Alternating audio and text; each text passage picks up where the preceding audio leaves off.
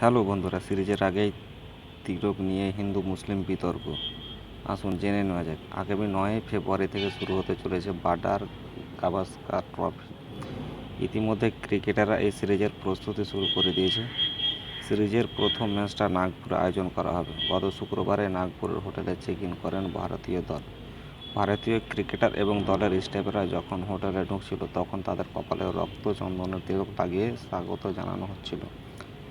এই পরিস্থিতিতে একটি ভিডিও ভাইরাল হয়। সেখানে দেখতে পাওয়া যায় টিম ইন্ডিয়ার বেশ কয়েকজন কপালে তিলক লাগাতে অস্বীকার করেছেন।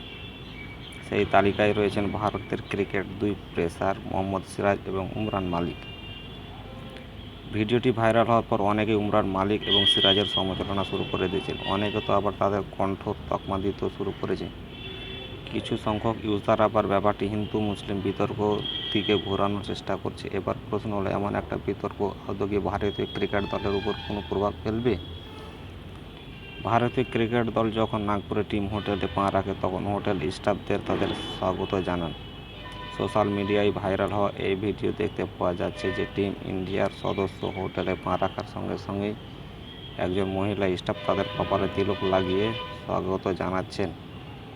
দ্রাবিড় সহ বেশ কয়েকজন কপালে তিলক লাগালেও সিরাজ, উমরান, রাঠোর সহ বেশ কয়েকজন লাগাবেন না বলে জানিয়ে দেন।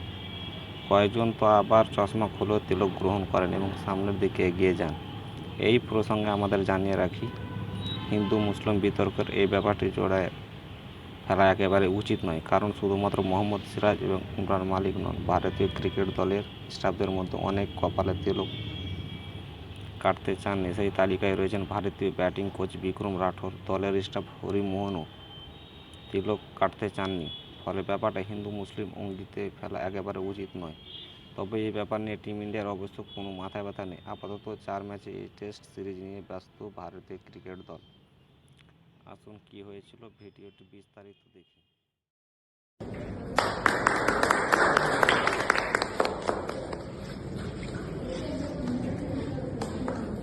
मैम यहाँ से लो ना।